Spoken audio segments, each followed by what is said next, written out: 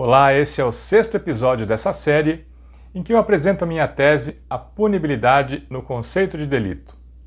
No episódio anterior, nós vimos que o merecimento de pena fundamenta a punibilidade e distinguimos a punibilidade da penalidade. Hoje, nós vamos aprofundar a análise do conceito de punibilidade e distinguir os seus âmbitos abstrato e concreto. Esse assunto está nos capítulos 1 e 2 da minha tese e os conceitos da parte geral estão no meu livro Direito Penal, Teoria do Delito. Bem, como nós já vimos, a punibilidade é a possibilidade jurídica de aplicação de uma pena. Mas essa possibilidade tem duas formas de configuração. Em um âmbito geral, a possibilidade de aplicação de uma pena é implementada pela sua cominação legal, pela previsão em lei. Essa expressão da punibilidade tem uma dimensão geral e indeterminada, porque a pena pode ser aplicada a qualquer pessoa que realizar o fato típico.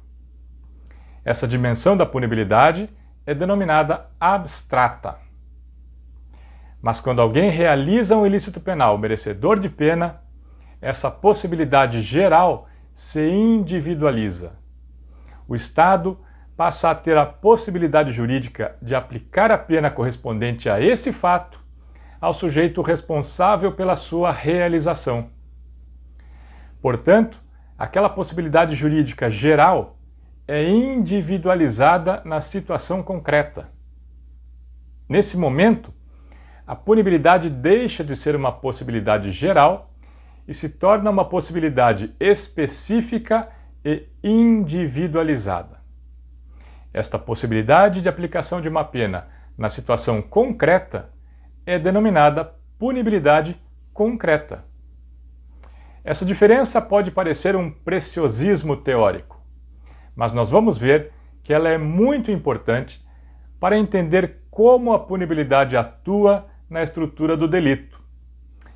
E é só com a compreensão dessa diferença que nós vamos entender por que a punibilidade foi excluída do conceito de delito e como ela pode ter uma função no conceito integral de delito. Então, vamos repetir para ficar bem claro. A punibilidade abstrata é formalizada na lei. Ela surge com a cominação legal da pena e tem um âmbito geral e indeterminado. A punibilidade concreta decorre do merecimento de pena e surge em consequência da afetação do bem jurídico e tem um âmbito individual e específico. Ela é diretamente relacionada com o ilícito penal efetivamente ocorrido. A punibilidade abstrata tem um conteúdo indeterminado porque a sua referência é a hipótese típica.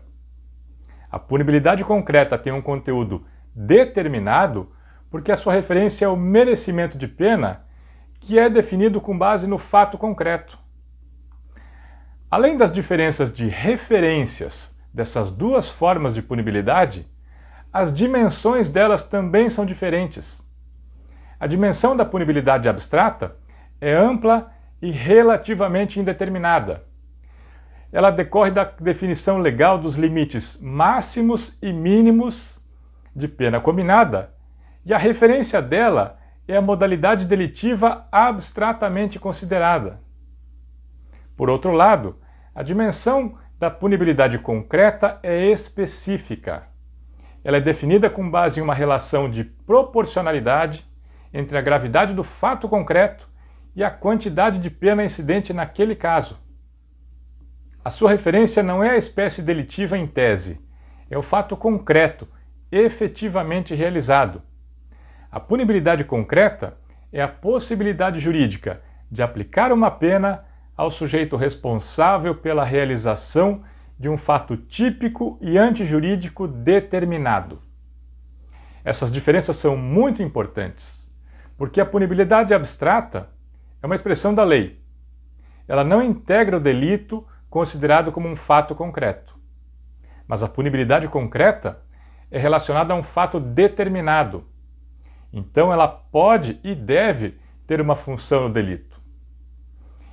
E é essa dimensão da punibilidade, a concreta, que nós vamos considerar quando formos elaborar o conceito integral de delito. Bem, o episódio de hoje tinha como objetivo deixar clara a diferença entre a possibilidade jurídica de aplicação de uma pena que decorre da cominação legal e a possibilidade jurídica de aplicação de uma pena correspondente a um fato concreto e determinado. Se isso ficou claro, o objetivo foi alcançado. No próximo episódio, eu vou explicar por que a punibilidade foi excluída do conceito de delito e quais as consequências disso. Também vou explicar por que a punibilidade concreta deve ser um elemento do delito. Até o próximo episódio.